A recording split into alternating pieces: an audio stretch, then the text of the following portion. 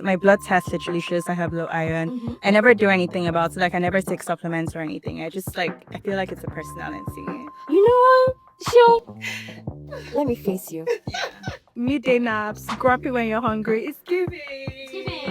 It's It's giving baby symptoms. Someone like me, I can't be with your last born. So I'm married to your firstborn. I actually dated last born. So it was horrible. What was the clash? Everybody wanted to be the baby. Okay. And I'm the baby pro max. People who aren't living this life, they haven't gotten a good job, they're not settled. So they don't even have the time to be ambitious because they have to survive. Exactly. So why are we doing Steak Summit and what is the inspiration behind Steak Summit? Steak is really just about calling people into a room where you can almost inject them with the ability to dream again.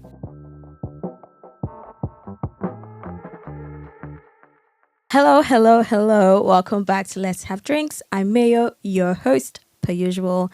And today I have not one, but two guests. Very interesting women.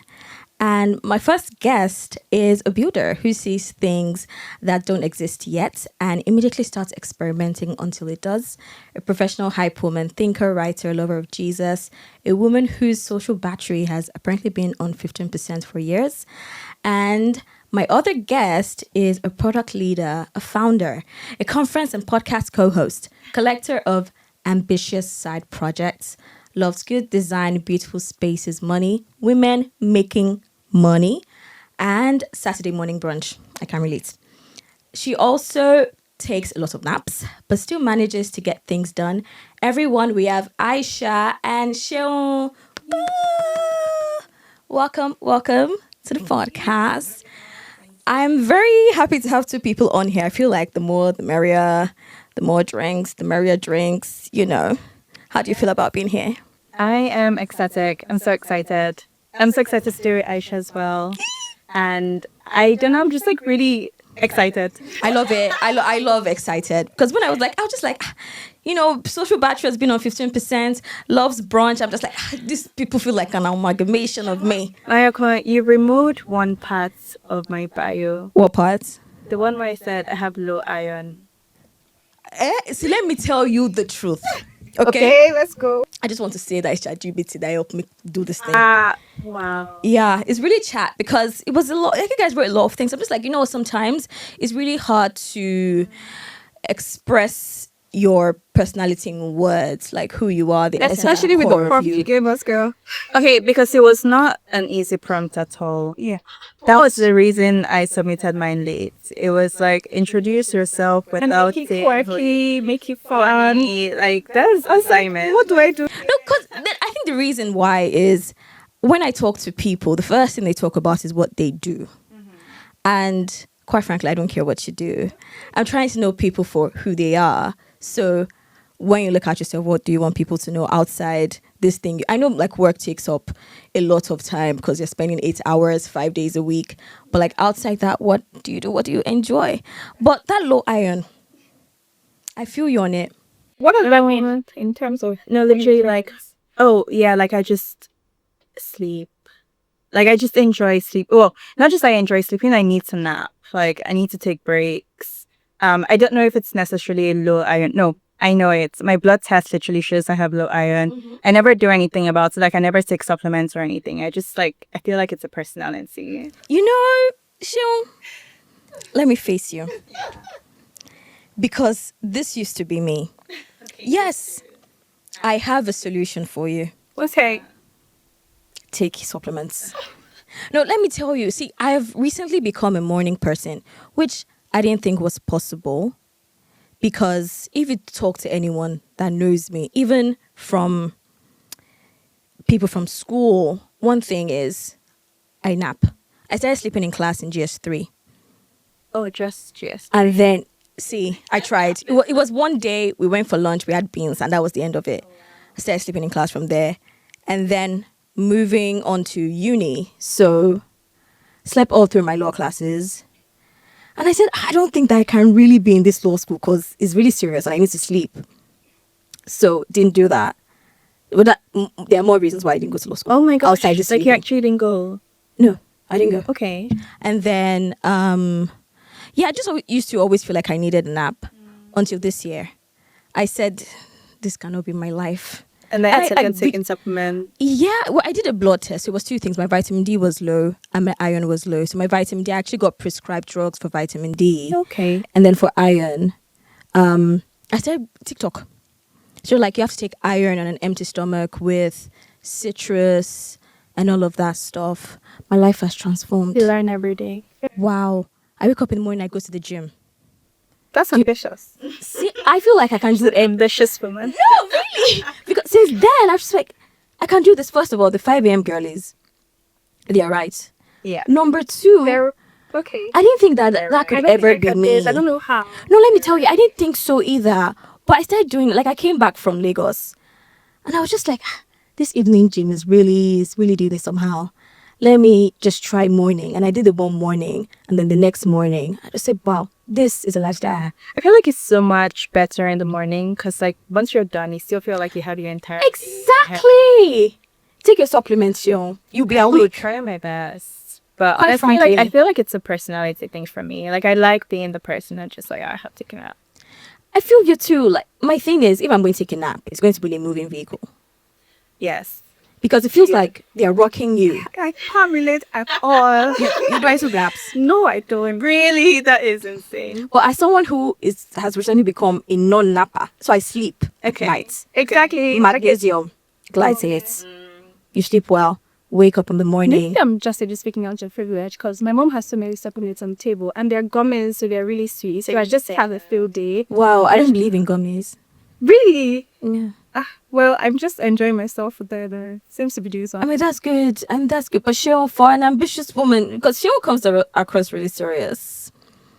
Serious sounds derogatory. No, Can no. you it's change the word? not. What word do you like? Ambitious.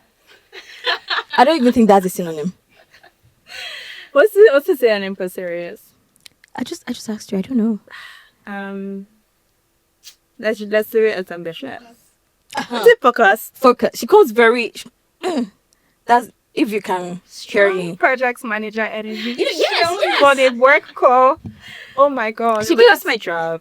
Yeah, but even post that, you give like someone that would be a really good project manager. Like when I saw a message on the group saying, I'm here, what's everyone's eating? I was like, all I was just consistent. Yeah, but I think try it. But I honestly, as a former napper Okay, I will try. to a current one, I'll try. your life would change. But yes, let's talk about the drinks. So today we're having one drink in 2 ways. It is a porn star martini. First of all, I don't know why they name drinks this same, but whatever. And we have a mocktail, which Aisha will be having, and Seun and I will be having the cocktail. I think he has like vanilla in it and something. I didn't make it. I don't know. So yeah, let's have a drink. Hey. Cheers. Yeah, cheers, because my hands are short.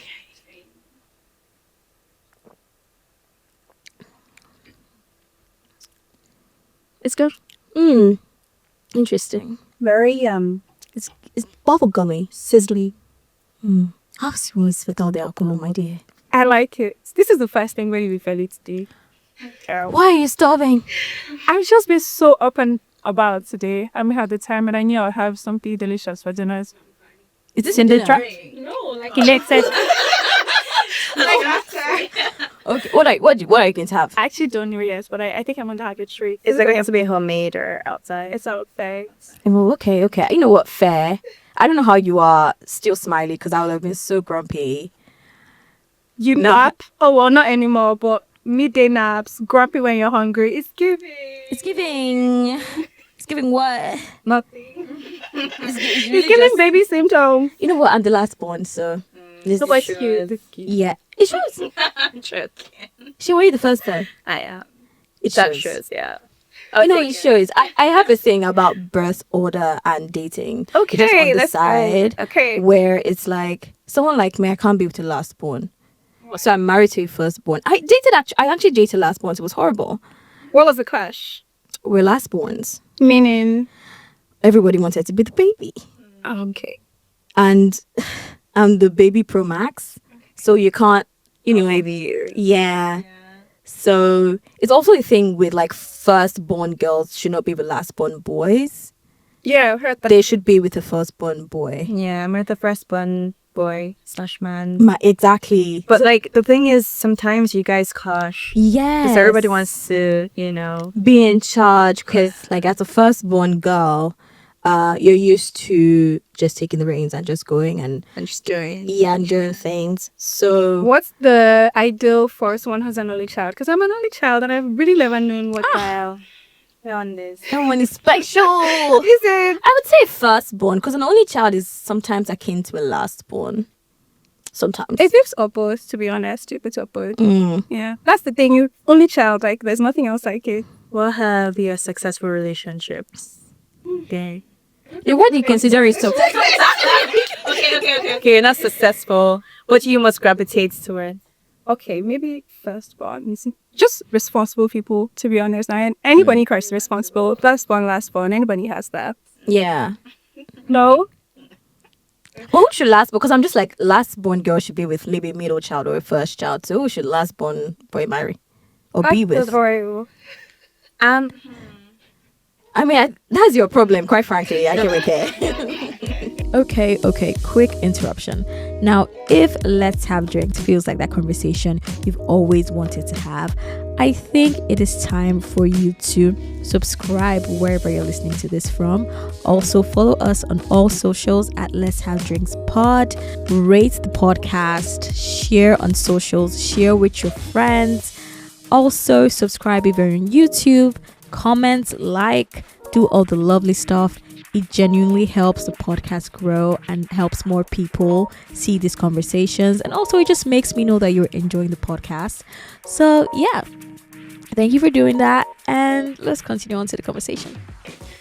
But yeah, getting into the podcast. So let me give you guys a lowdown of how this season has been so far. So this season, it started with me having a mini put together crash out. Yeah, you can't tell when you watch it. Just like, yeah, it actually makes sense. But I think I had like the major crash out before I came on camera to be like, okay, I'm starting a new season because, well, I don't know what's going on in my life. So backstory is, I'm not good with time. So last year, let's start with last year.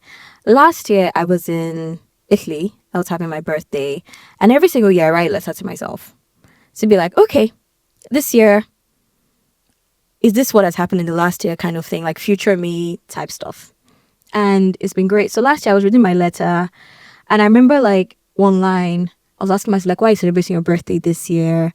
Are you in Mallorca or Italy? I was in Italy, it was great. And then after that, I just looked at my life and it was wonderful.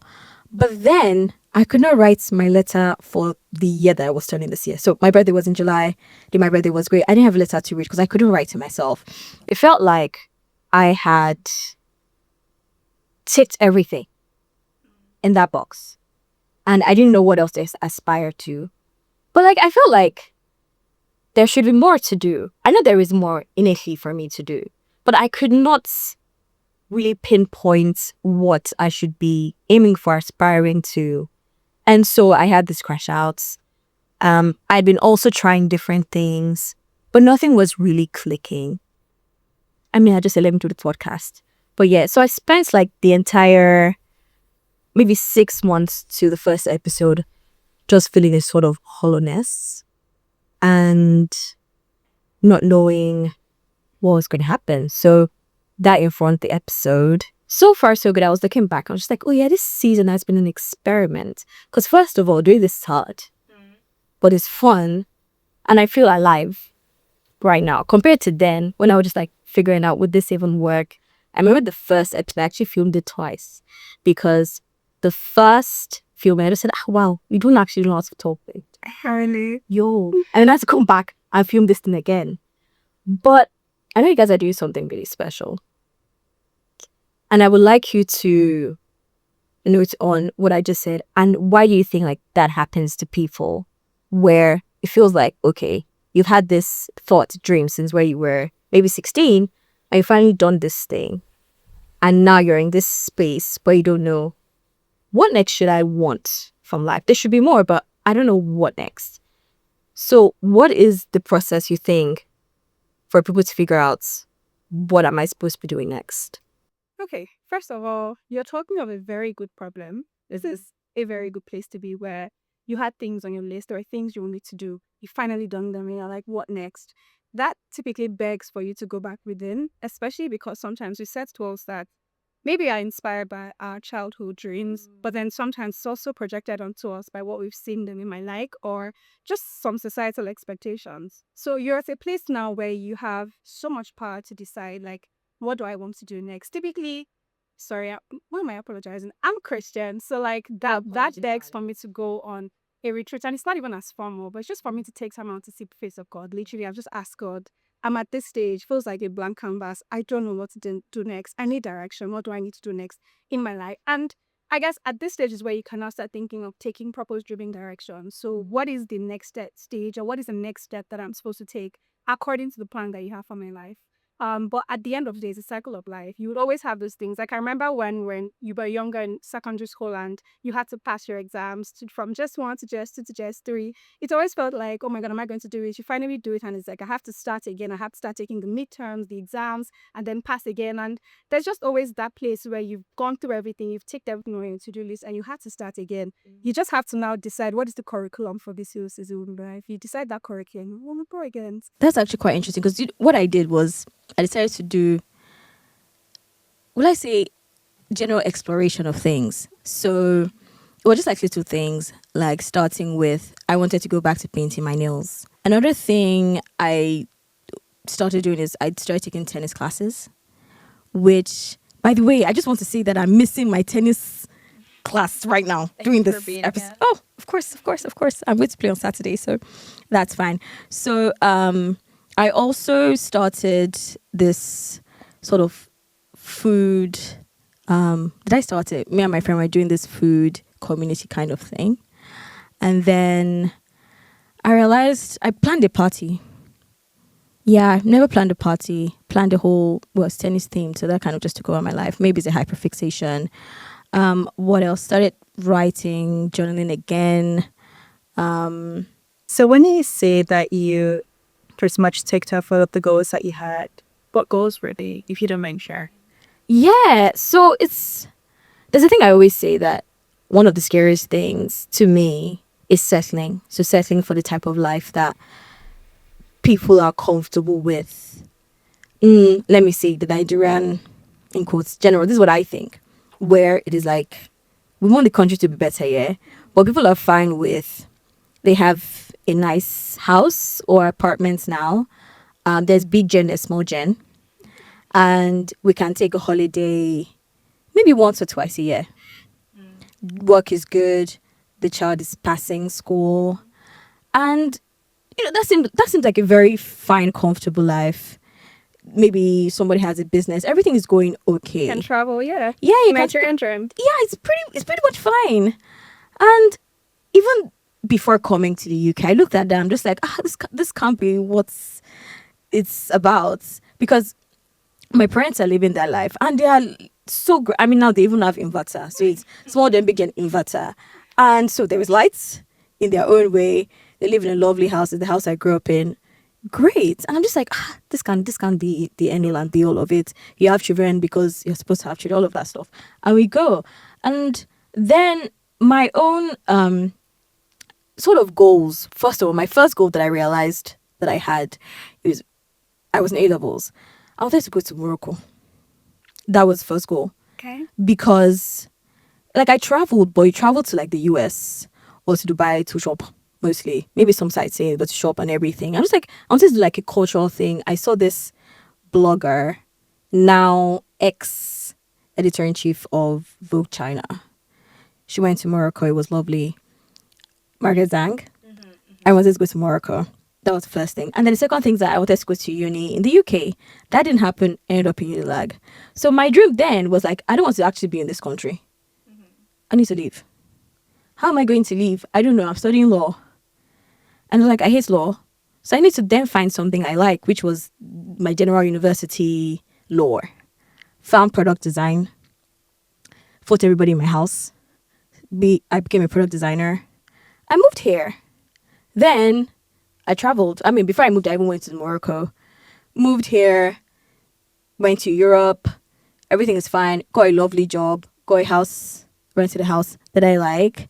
I was like, everything's actually just feeling nice. Like, it's just easy to just go, with the flow. But there was just this desire for there's something else, but I don't know what the something else is.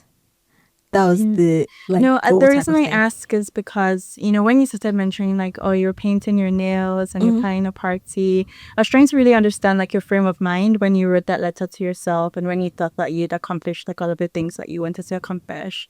And to answer your initial question of like, what do you do then when you feel like you've basically achieved everything you want to achieve? Yeah. So I went to this event, this mentorship event with Vika just 2 We weeks still not ago. at you, Fike, by the way. Fika is behind the camera. I'm borderline so mad at Fike. It's called So she organized it. Yeah, she organized it, and then Aisha couldn't make it for some reason. I could make it if only I had known. Oh, Like, we had a miscommunication. okay. And so we went to this event, which was like so amazing, and I won't go into like all of the details because it was like a whole thing, 12 p.m. to like 6. Okay, come Wow. It was a lot. Wait, what happened? Okay, so what happened? The person who came to this event, she was talking about like all of the things that she's done. She was at Goldman Sachs as well. She'd climbed like the career ladder. She was MD at this like really big bank in Nigeria. Then started her own like investments company. She did like a whole yes. I was trying not to name names, but okay. She did like a whole thing, Yeah. right?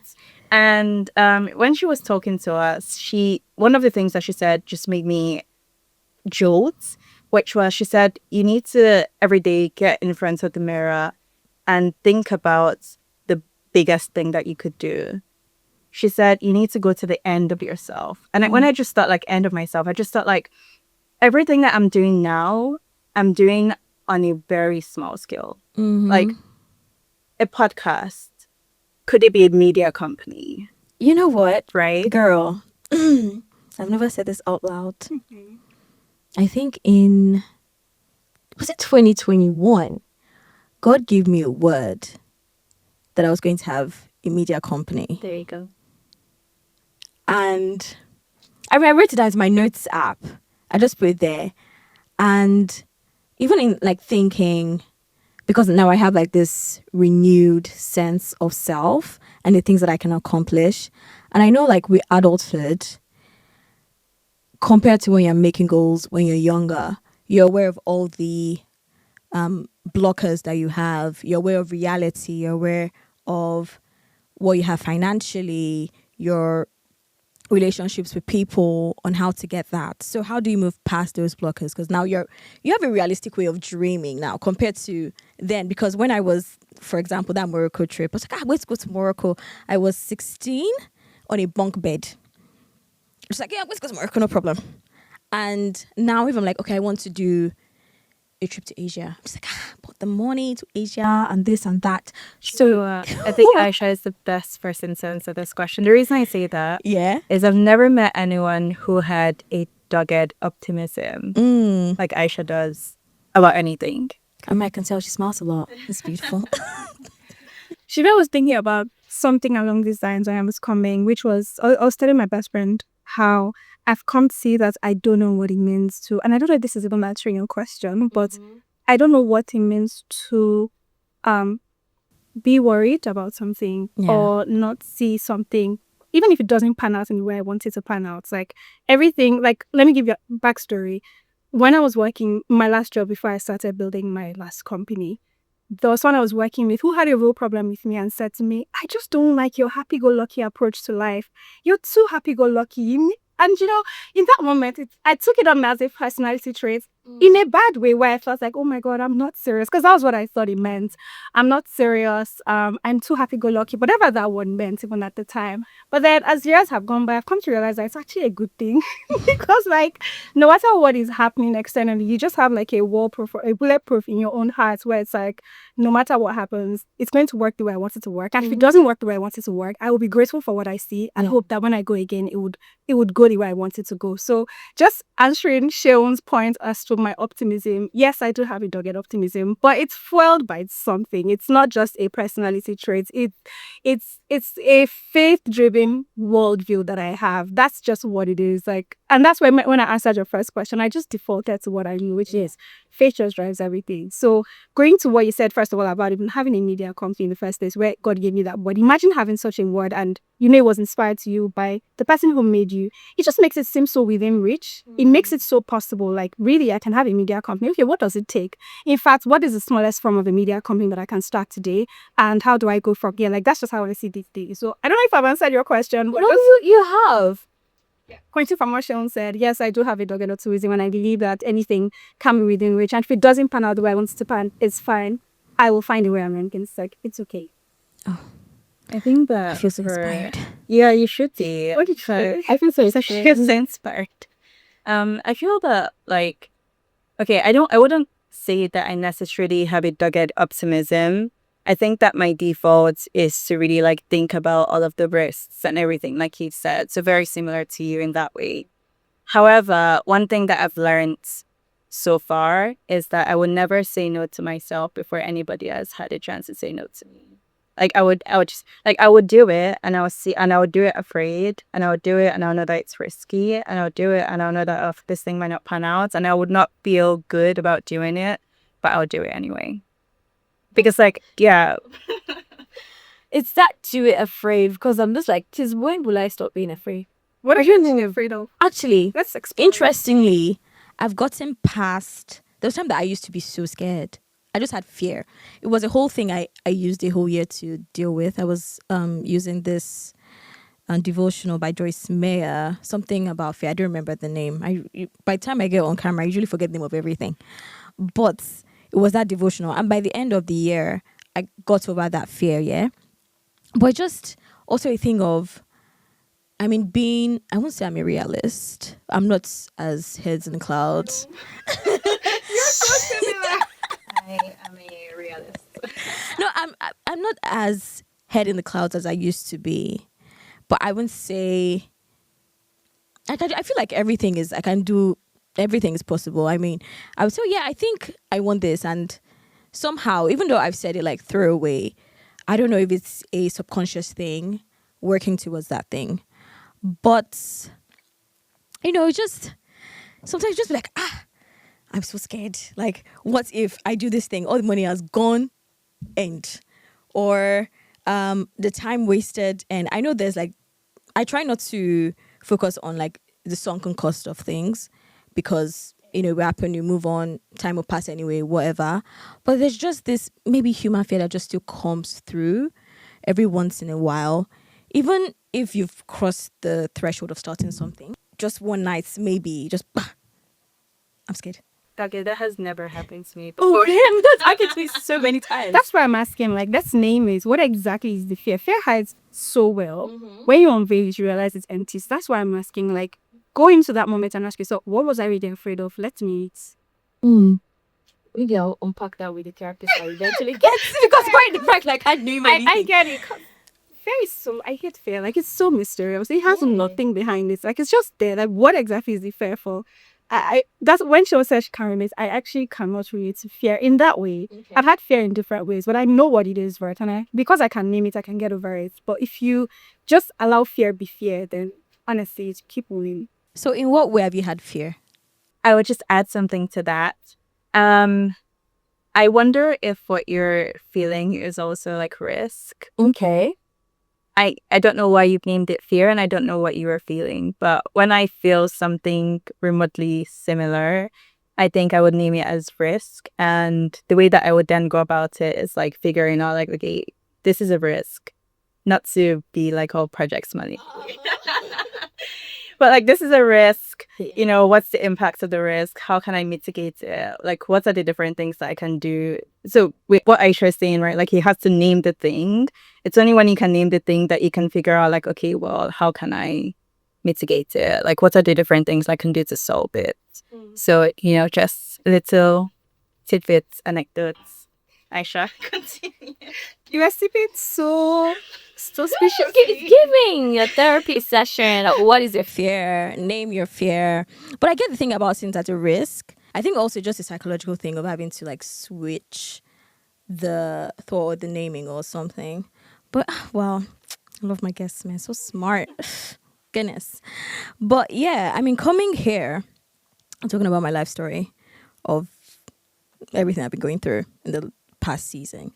Something that I noticed though, especially with like the community, and I mean I'm Nigerian, so I'm mostly in the Nigerian community, and people that have moved here, is the fact that a lot of people are living in an answered prayer. So it's their prayer to leave Nigeria because a lot of things are not working, or just generally immigrants leave wherever they are, come to the UK, and they are here, and somehow they've settled okay. But in the midst of that, they realize that, you know, this life is fine, and they don't aim for more. And I was just thinking about it, that the ambition that they had wherever they're coming from, was it from survival, where they are somewhere where, okay, there is light, there's water, there's good transportation, we don't need to unbank the bank or bank the unbanked. You understand? Like, I want to start my own fintech and stuff, because are you banking the unbanked? No. Okay. I thought I shaded you. Okay, sorry. So everyone banking the unbanked, please bank them. But you realize that, okay, I actually don't have to start this fintech because there are other things that actually work. And I think maybe the reason why a lot of people, like, I feel like I was just so ambitious in Lagos.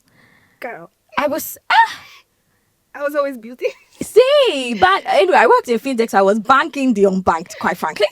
And I would come here and just like, okay, job, do everything. So why is that ambition failing? Is ambition a thing that just goes because like the survival is not really there anymore? Like, comfort is here, so it works. This is actually just what I wanted. You know, what more do I need? And why is that like a prevailing feeling around people that come? Because I just wonder, like, also, I mean, I thought I was ambitious, and it still got to me like, okay, everything is working, there should be more, but this is okay. And if I settle for this, okay, it's not that bad. Sean has been here longer, so I think she knows the answer that. How long have you been here, Shil? Almost 8 years. Wow. It's not that long when you think about it. However, I did come like before the main, like, you know, Japra wave. Like in January 2019, and did my internship in 2018. Okay. I'm struggling with this question because I wonder if it is like if everybody should be ambitious. And I wonder if there are just people who are just not supposed to have that sort of like drive. And, you know, the people were very content. Yeah. And maybe for some people that's like who they're supposed to be. Maybe it's their purpose, so they're calling. I don't know. I don't know the answer to that question. I can only speak about myself. And I think that for me, it has just always been purpose driven. I'm very similar to Aisha in that I think that if your ambition is coming from your environment, then obviously, like, when you change environments, the ambition is going to be gone. But if it's coming from something that's like within you, when I talk about money and my passion for money and spending money and getting more money and teaching people about money, etc., like, that is not something that started today. That's something that I put on my bedroom wall of like, oh, I had this this Instagram page, the real ones who know, Zine.co. And that was like all the way back in like 2015. And I was putting like up a post around like, you know, why don't people save? And I was telling people to invest or to save, to be fair. It was to save at that point in time. And this is like over 10 years ago. Like, that did not just start. And that was not a product of my environment. It was something that was deep within me. I think it was very, very purpose driven. And so just going back to what Aisha had said at the beginning, you sort of have to go back to your source. Yeah. And figure out like what that thing is for you. And that way it doesn't like dry out, doesn't run out. The second thing I'd say is that environment is very important. But environment not in terms of location, but in terms of the people that you surround yourself with. I think that one of the things I talk about or I spoke about very recently was my friendship group at university and just how ambitious everyone was, in the sense that like whenever there were any opportunities, like we would always share with each other and we would always like get each other to apply for stuff. And I think there was a point in time where everyone was just so focused on their own thing that we never really got together to talk and feed each other's ambitions, that like maybe that drive died a little bit because they didn't have like things that were feeding it. And I think that being in an environment where other people are dreaming so big really inspires that dream for you as well.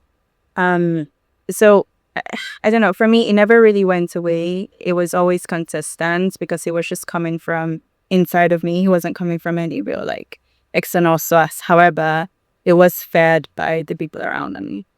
Yeah, I really relate to that. I mean, I wouldn't say I don't really have a friendship group. I have friendship individuals. You understand? So I actually have been thinking very actively, because this is the first time I feel like in my life where I'm actually thinking of how can I make friends, because previously you're in school, you're in, same environments with people. So when you're seeing them every day, it's easier to build this friendship. But as adults, sorry to say, anybody in my office who sees this podcast or listens to it, I am like guarded in those environments because it's work. Everybody is kind of looking out for themselves. And where can I find friends that are ambitious? How do I find this environment? Because I feel like it's easier said than done to find the environment. It's definitely easier, and I'll have Aisha talk through. This, I haven't figured this out. Okay. Let's just put that. Aisha, we should be friends. We should be friends, girl. We should be friends. I was going to say that like community is just about being intentional, my dear. You just have to like find people and really hold on to them and create spaces like where all of these things can foster. Nobody's going to stay for you. Yeah. There's not going to be one friendship group that will just like, accept you, Well, it's possible. Even joining a friendship group, the concept of that is just so joining, like like they're you're already like created. you can't just you have to create something. You kind of have to be very determined to create the circle that you want, and it's very important in adulthood. I'm very grateful that I was able to have mine like basically handed to me. But like even the friends that I've created in adulthood, I think have been very intentional in curating them. So not necessarily like friendship groups, because honestly, I don't have time for that personally. But the people that I choose to like invest in, spend time with, check up on, right? Like those are people that I've been like, okay, I'm gonna have time for this person because life is busy. It is. And you know what? I would disagree with what she said. That you can't just have people bring you in like that. As someone who is somewhat of an introvert, a lot of my friendships have been extroverts adopting me. Yeah. I don't think I meant like friendship groups. Time we just big to it. Yeah. But so, because I was the thought I had actually as Seun was speaking about the previous question you had asked. I think there's also a notion that most of the Nigerians who live in the UK live a good life. And then we're speaking, like, it's like when you live in Lagos and you say most people are living like people who live in Lekki. Yeah. I think they're just a subset of the rest of the population. The demography varies. There are people who aren't living this life. They haven't gotten a good job. There are bankers who have moved here that are working jobs that they're not proud of. Very true. Right. So there are also people who are struggling with their ambition in the sense where they're not settled. So they don't even have the time to be ambitious because they have to survive. Exactly. So those are two. There's the ambition. There's the category of people who have good jobs and you're like, what else is there? And I don't need anything else. But there are other people who are living their houses 5 a.m. working warehouse jobs. Not that there's anything wrong with it, but that's not what they want to do. Yeah. And the moment there's a mismatch, your ambition starts to drop because you're just like, I'm fighting to survive. I can't even dream bigger. Right. So that's another demography that needs their own time in a sense. So yeah, but those people are people I think about very often. Those are people I want to know because I don't think anybody comes here with the dreams and the aspirations to just do whatever it takes. People want to live a good life. People want to live a good life with good jobs that they want. So how can they still be ambitious without worrying too much about survival? Those are questions that I ask myself anyway. But to this, how to find friends, I don't know. I moved here just 2 years ago and as usual, all my friends adopted me. So coming here and not even inserting myself in any, I would keep to myself 1,000,000% of the time. I'm not inserting myself in any spaces. If I like someone, I can let them know. It doesn't mean I want to build a friendship there. I just want, because I like people knowing when I'm a fan, in a sense, and I want to appreciate people. It doesn't equal to friendship in that sense. Like Seun said, I've been blessed to have had my friends handed to me. Like, it's such a gift. I've had the same set of friends for over 11 years and I couldn't have a more versatile for those types of friends. So when I meet people these days that I think we vibe on the same level of ambition or values, I appreciate it, but it doesn't always equals an invitation to friendship. It sometimes equals an invitation to a good acquaintance, a good connection, a good relationship. Friendship, on the other hand, especially because of, like Seun said, the intention that it takes to actually have a friend, the sensitivity, the consciousness it takes, I think it's a big investment. But when you find someone that you think is your person, I think, and you vibe on the ambition, on the values, I think it's absolutely worth the investment. Where to find them, I don't know. Only God, only God can order your steps. I don't know where to find them, but when you find them, please lock them down. I wonder if like we're even giving a lot of weights to friendship to solve this problem. And maybe it should just be like your network. And then that doesn't even have to be, you don't have to be like kicking on that level and knowing everybody's secrets, but like you're coming together, you're building together. I used to be part of this like group of people. It was called Out of Hours. I don't know if it's still operating anymore. Well, not by a Nigerian, it was by like a white lady. I think she's British.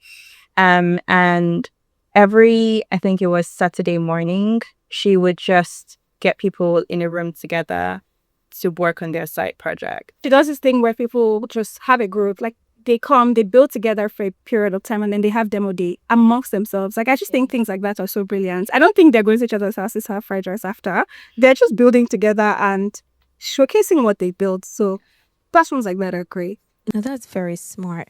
Going back to what you said about people who come here and end up having to, for instance, work jobs that they don't like, which I feel like is a reality for most people, like a big percentage of people, because they come here with whatever pathway, and especially in this UK, where the winds of immigration blows anyhow, it is, I feel like the psychological safety, first of all, is something that I don't know how needs to be solved in a way, because they're trying to keep their stay here, trying to survive, make money, and then you talk about aiming for more. And just like, Brad, Remember, they have family at home that needs money from them. They're responsible for people at home. So they can't even say, I don't feel like going to work today. God, I just feel that's hard. And where things are hard and where things are beyond you. I think it's in this. Those are actually things that make people rely on other things that are need to satisfy. But if you're in a place where because it happens to people who are even in Nigeria, you're in a place where you're working your job that you're not proud of, or you're doing what you don't want to do as your day to day. First of all, I believe it gets better.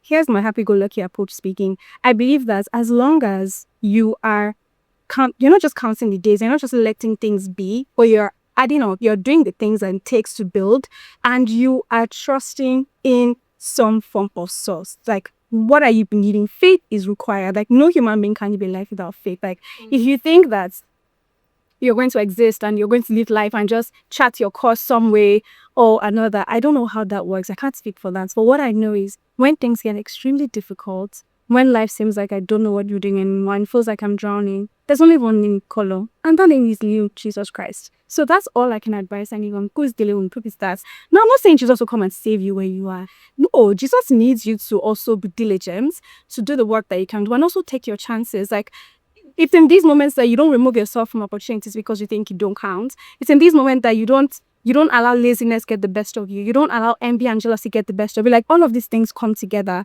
But it starts, first of all, with not giving up on yourself. If you lose hope, you've lost anything. It starts with not letting things be, not getting to a place of resolve where you're like, you know what, this is my face, this is my luck, I'm done. Heck no, the moment you accept that this is where you're supposed to be, you're finished. Like, no offense. You need to have light again. And light is hope. You need to come to this where you're like, I believe it gets better. I believe it gets better. And the more you believe it gets better, the more it actually gets better. Like, that's just the thing about life. As a man thinker, so is he. So the more you think about things getting better, the more opportunities are drawn to you that actually make things better. But you have to take those opportunities. You can't be lazy. You have to take those opportunities. You can't have it and then now be messing around with it, right? So I think that's the journey for someone who's in a place where it feels like it's really difficult. No, I mean, I think for me, it's very, very similar to what you said at the beginning. You just have to tell yourself we can't settle, and that's it. Do you know, I have an image of my friend. I have a friend who is here. He's in a similar situation. Well, he's so amazing, man. Funny guy, lovely guy, always believing. He literally doesn't even think anything of where he is. But there was a day we were sitting at the park and he was venting to me about his visa situation, venting about the fact that the people at his job are just kissing him off. You know, I could see so much rage in his eyes. And before I knew it, he took a bottle of water, started hitting the ground, and then and then said his name, I will beat the limits. I will beat the limits. I will never let them kill me. I will beat the limit. Girl, the tears. I was like, oh my God. Like, imagine someone having to remind themselves that they would not let themselves be subjected to slavery in that sense. Right? So just adding to what she was saying, like, I've seen it in real life where you have to beat the limit. Like, you have to actually tell yourself, no way, like, if this is what you've set for me as status quo, I reject it. I don't want it, and I'm going to build the life I will see. It's a conscious activity. Wow. So sticky train. Honestly, let us accept that. That's deep. Wow. As well. So let's talk about money. Hey, change of topic. I was your t-shirt, so. Honestly. So, size a girl capital? Okay, but like, Okay. ask your question. Okay. So my question is really, especially with talking about immigrants here. So people like that in the immigration limbo. And there are all these things you can take advantage of. There's the cash ISA, shares and stock, all of that stuff. I've done research because me too, I've looked into it. But whoa, how can I increase the monies? But then I'm not settled. So I'm just like, is it worth it? Like, for instance, tomorrow I can say that microphone as well. Tomorrow I can say that this country's immigration laws, for instance, are not favorable to me. I'm going to Canada. So it's like, is it even worth it to... What's the option? What's the alternative? I don't know what the alternative is. I'm just hoping that maybe you would help. Because I'm like, all this long, apart from like high yield interest savings accounts, which a lot of them you can access, or maybe like it's a 1 year fixed term. Sounds so smart, Jesus. Girls, I swear I don't do this.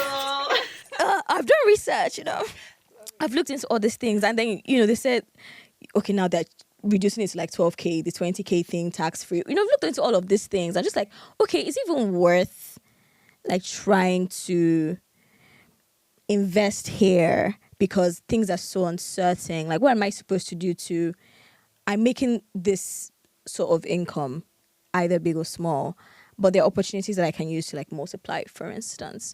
What am I supposed to do because I'm unsure of how long I will be here, of what will happen in Parliament tomorrow that will affect me? Yeah, so what am I supposed to do? First of all, the question I asked is the question that everybody needs to ask. Like, what's the alternative? When you were in secondary school, economics class, it's literally about opportunity costs. Okay, yeah. Alternative per gun, right? Literally the same thing. If you're not going to put your money in investments, what are you going to do with it? Right. There's a list. Let's not get into it. I might as well just say, but like, what's the outcome of that? It really depends on your goals. I'm not a financial advisor, so I can't like advise. Yeah. What will you do if you find yourself like this sort of situation? Okay, so what I do, I invest. First of all, I take advantage of everything that my employer has to give to me. So that's the main thing is like your pension. Um, Generally, like employers need, like the minimum that an employer is supposed to give you is like 3% in the UK. 3% of your salary, they should contribute it into a pension on your behalf. Some employers take that up a notch. Like some people will give you up to like 10% of your salary, which is a big amount of money. But then you see people opting out of pension, opting out of it to do what with the money?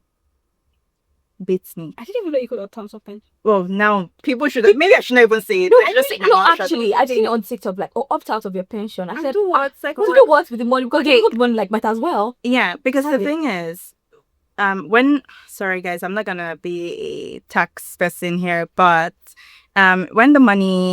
when they contribute it to a pension on your behalf, you get more of the money. If you take it out and you decide not to opt into the pension or whatever, you get less of that money, or you can spend it immediately. But they tax that money. Yeah, it's taxed. So that's why you get less, because it's taxed, right? Whereas if you put it into your pension, that money has a chance to, well, first of all, it's not taxed at that time. The money has a chance to grow. And then when you're 50 something, you're able to take the money out. And then I believe there's some tax at that point. But, the money has had a chance to grow. So people need to like remember that. Anyway, take advantage of your pension to start. Then there are other things that your company gives you that you should just be aware that your company is giving it to you so you don't spend money on it. So things like your health insurance, or like dental insurance, I think it's mostly insurance, or sometimes they give you like a health and wellness benefits or things like that. You just need to like know what your company is giving you so that you can, like claim it, take advantage of it. So you don't use your own like already taxed salary to go and pay for something else. Once that's sorted, then you want to come to the money that you're being given as your salary. If you're a salary earner, I'm just speaking from my perspective, right? You want to come to that. Now, you do have a couple of options. You can put it into like high yield, fixed something like you said, which is basically like safer, but it's possible that you get less for your money. Like the interest rates might be lower. Or you can put it into like a stocks and shares ISA. And that way your money is, potentially grows faster. However, it's a little bit, or it's riskier. So, high risk, high reward, which means that your money can go up or your money can come down. And it really depends on like how much confidence that you have in the financial markets. So if you think the markets generally will tend to go up, you put your money in so that your money has a chance to grow up. If you think the financial markets are going down, AI, buzzworthy, etc., then, you put your money in like a fixed savings product. So your money has a chance to like grow, maybe not a lot, but a little bit. But, if the markets go down, you're not completely, dead. So that's like general like mathematics, how I think about it. I generally invest. I say generally because like last year, for example, the alternative was I had to pay for my wedding. So there was not investing. And this year I'm recovering from my wedding. There's still no Fair. Weddings right? expensive. It really depends on like what your personal goals are. That's why I said I can't give financial advice. Like it has to be something that you go and figure out for yourself. Now, Society Girl Capital, Aisha, you mentioned it. So Society Girl Capital is for what happens after you've done all of the basic things. So you're contributing to your pensions, you know about your ISAs, you know about the different options that are available.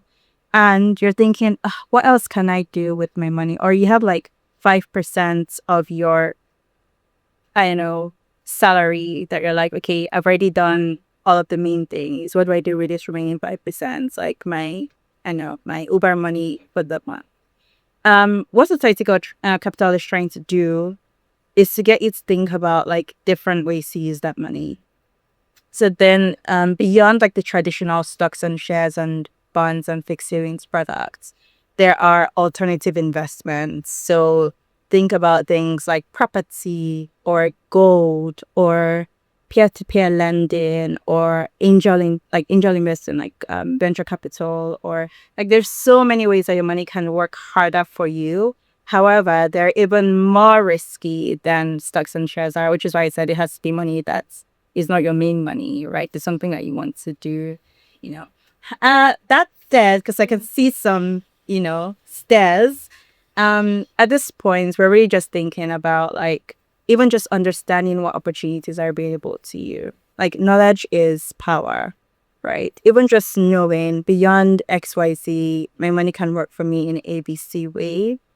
When the time comes, like I don't know, 5 years down the line, 7 years down the line, and you're at a point where like you're no longer surviving, now you feel like a little bit more comfortable, you can then think back to like, okay, what can my money actually do for me?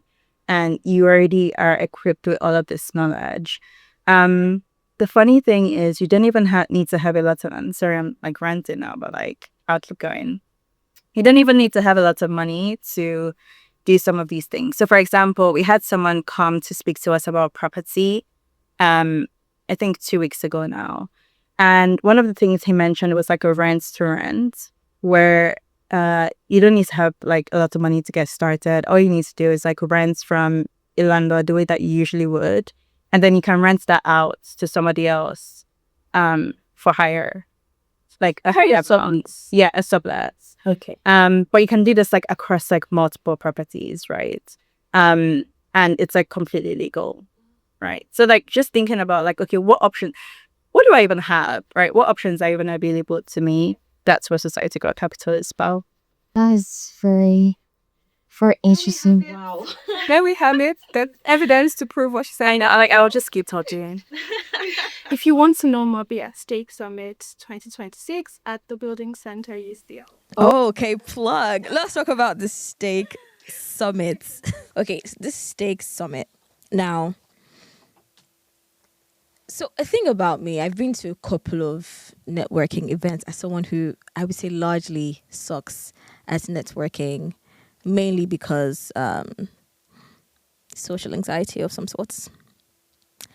And then also, I feel like there are a lot of things happening, conferences happening that I think maybe at a point I got conference fatigue, so I just stopped going. And I'm like, what new thing can these people talk about in this room, in this conference? So my question is, one, why did you decide to do this Steak Summit? And two, how is this different from every other summit, conference, inspirational, something out there? First of all, starts by answering the second question, which is how many in quote aspire to prosper conferences even exist anymore? Like we're having a lot more niche events where we're having fintech events, AI events. Most events these days are tailored to a certain industry narrative. And so it's not set up to make you ambitious or inspired. It's set up to give you knowledge about the industry that you're interested in. So I think I was even having this discourse with my friends a few weeks ago where we're talking about the fact that back then we used to have so many Motivate conference, like there's so many, and we went to Very Covenant true. University. So we had so many, there was Renovate, there was Dreamers, like we had so many things we were doing. Girl, even in our like in your curriculum, like you had to pass as fast subjects. Like so we were used to this, right? So it's like how many of those do we have anymore? Things are now more niche, more subject exactly. So first of all, like we don't even have as many anymore. And I think it's a bit showing in the way people forgive me. Okay, but to answer the first question, why am I doing Stake Summits and what is inspiration? Why are we doing Stake Summits and what is inspiration behind Stake Summits? The inspiration was personal experience. It's still personal experience. And for someone like me who is as introverted as you are, like I said, 15% social battery all the time, I never thought I would do such an event. Like, just to put it out there that this is not an event that, if an introvert is planning an event, believe me, Yeah. they have your best interest at heart. Like, I would never have thought to do an event in this way. But I really saw a problem and I was feeling very emotional and very connected to that problem because, like we said earlier, people are really struggling and people are not struggling in a way where it's obvious. There are two categories or two ways that people are struggling. There are the people who are doing well, but they are having success fatigue where they're just like, okay, like I'm in a good place, I'm fine. Like what more is there to aspire to? Like you were. And there are people who can't even dream or aspire to anything. And so I thought, why don't we have a space that feels like an escape location within the United Kingdom, where we're calling people who are Africans, who know what it is to dream, because we all came here from a place where we were dreaming, where we're ambitious. We have a certain, I hate this word, but we have a certain hustler mindset, right? There's a way we feel like we need to do stuff, we need to stake, like what stake is about. And so stake is really just about calling people into a room where you can almost inject them with the ability to dream again. Inject them with the ability to be inspired again. Inject them with the ability to think, oh my God, I used to want to do this. Why did I ever stop? Like, you just remembered you had a media company. Can you believe that? Like, that just came from a random conversation that we're having. Those conversations don't just come about because you're sitting by yourself or you're going to work. You need to be inspired by other people. You need to, some things are brought out from you by virtue of the environment that you're in. If not, it will go to die. And so you need to be in a space, and that's why we're doing Stakes News. People need to be in a space where the dreams that they've once held, the things they've always known they wanted to do, they can remember it, first of all. They can have the ability to think that they can do it. They can have the courage to say that this is possible. And then they can see speakers, people who are coming, say, listen, we've gone through this battle. We know what you're dealing with. We know what the hustle is. We've done it before. We've staked our claim. We know that it's difficult to move here and find a way. So you're seeing a mirror of possibilities, and it's like, what the hell? Why did I ever think I couldn't even do this in the first place? Or what the hell? Why did I think I was doing well? Like, clearly I have a long way to go. And then you start again. So stake is really a mirror of possibilities of what happens when Africans decide to do better in this country, decide to stake their claim, decide to say, I want to beat the limit. I don't want the status quo. I'm coming from a country where wealth is a big deal, and I would chase wealth here. I don't care what you think about wealth. I don't know the agenda you have against wealth, but I will build wealth. I will build wealth here, right? Not forgetting. And it's not for everybody. If you don't want to build wealth, it's fine. If you don't want to be ambitious, so like, it's not for everybody. But there are specific people who know that they're made for more. There are specific people who know that they should be doing better than they are doing. And so if that sounds like you, if you just know that I want to stake, I don't want to be docile. I don't want to just lead a regular life. I know there is more, cup for stakes on this, because you get to be with other people who are feeling that same thing. And it almost feels like you're in an environment and you look around you and you're like, wait, why haven't I been here all along? Like, what happened? What was I even doing? That's what I want people to feel when we call it stakes. What a pitch. Wow. I have nothing to add. Shell, before, why are you doing stakes of it? No, I mean, it's like every single thing that you said, I genuinely have nothing to add. That's really good. My thing though is there's a thing that happens when people come for conferences where they leave feeling really motivated. I felt it so many times. It's such a good feeling. It's like a sort of conference high or inspiration high, and maybe it lasts for like a week or two. So how is the conference going to ensure that this is not just like a short-term thing, and it's going to translate into a long-term follow-through? Because it's so easy to be inspired. Like I watch a podcast, I'm just like, wow, I'm so inspired. And then I wake up the next morning and it's just like, this is actually the reality. It's two things. It's you. As in, you have to, nobody's coming to save you. Right?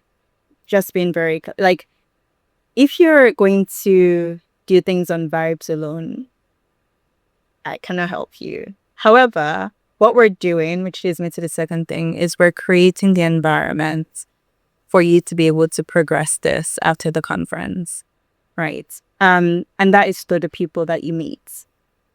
It's completely fine to be an introvert, and I think that I am an introvert as well, believe it or not. But the way that I've been able to navigate conferences and networking and making friends, etc., is genuinely just through a place of curiosity. Like, I am genuinely curious about the people that I speak to. What do you do? Why do you like it? How do you do it? Tell me more about it. Like, that is networking. But, like, it's just from a place of curiosity. And then what happens after that? You take the person's details and you follow through.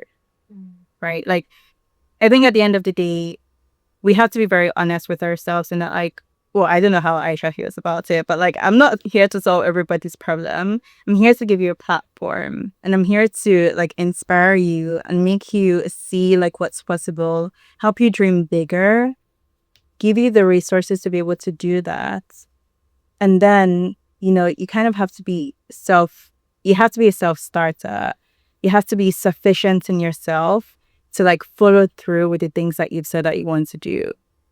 I'll pause there because I don't know if Aisha has a different perspective. Honestly, I don't. Very succinct food. Honestly. Aligned. Wow. Anyway, so can you give once more the information of when the conference is happening, where, how they can get tickets to the conference, and yeah, any other plugs you want to plug? Buffet. So if you want to be at Steak Summit 2026, it's happening on the 15th of August at the Building Centre in UCL, which is central London. Just put it on the map somewhere. To get tickets for Steak Summit, head to www.steaksummit.co. It's written on the screen. I know my icon is very fractal. And if you're keen to know what is in it for me, like who are the people speaking, what are the panels even? So we have 4 panels. The first one is claiming industries, which is for entrepreneurs who want to build in a certain industry and who want to stake their claim in that industry. The second one is claiming boardrooms. So this is for people in the corporate space who want to get to the seat of decision making at work, who don't just want to be passive in the workplace. The third one is claiming culture. So this is for the creators who are wondering, how do I express myself in this country? Who are the gatekeepers? How do I get to these places where my work is going beyond my community? And how do I become a global creator?